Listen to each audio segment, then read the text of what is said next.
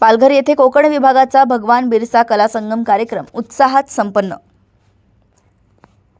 प्रगती प्रतिष्ठान जव्हार येथे महाराष्ट्र शासन आदिवासी विकास विभाग आणि भगवान बिरसा कला मंच यांच्या माध्यमातून आदिवासी कलाकारांसाठी कला संगम कार्यक्रम पार पडला। आदिवासी समाज हा आपली महान संस्कृती, परंपरा, विविध कला प्रकारांच्या माध्यमातून हजारो वर्षे जोपासत आलाय। महाराष्ट्रातल्या सर्व 47 जनजातींचे आपले असे नृत्य, गायन, वाद्य, वादन, चित्रकला आणि हस्तकला आहे। हे कला प्रकार सण, लग्न कार्य, गावदेव, देवीचं जागरण या विविध कार्यक्रमांच्या माध्यमातून आपल्याला विविध गावांमध्ये बघायला मिळतात।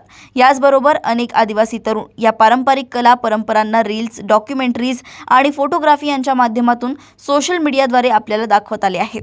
या सुंदर आणि श्रेष्ठ कला परंपरांना राज्यस्तरीय व्यासपीठ मिळावं, या कला परंपरांचं चांगलं डॉक्युमेंटेशन व्हावं, संपूर्ण जगासमोर हे प्रदर्शित व्हावं या उद्देशाने भगवान बिरसा कला मंच अविरत काम करत आहे।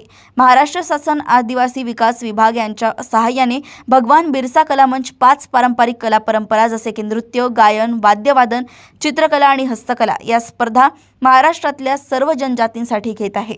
भगवान बिरसा मुंडा यांच्या 150व्या जयंती वर्षानिमित्ताने आपण घेत असलेल्या या स्पर्धेला भगवान बिरसा कला संगम असे नाव देण्यात आले।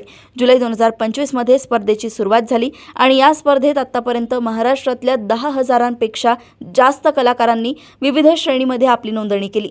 या कार्यक्रमाला प्रगती प्रतिष्ठानचे अध्यक्ष पुरुषोत्तम आगवण, आदिवासी एकता मित्र मंडळाचे संस्थापक अध्यक्ष संतोष जनाठे, जनजाती विकास मंचाचे संस्थापक अध्यक्ष नरेश मराड, ज्येष्ठ कलाकार हरेश्वर बनगा तसेच मुंबई विद्यापीठाचे कला विषयाचे प्राध्यापक उपस्थित होते। पालघर येथून उपसंपादक मंगेश उईके यांची रिपोर्ट।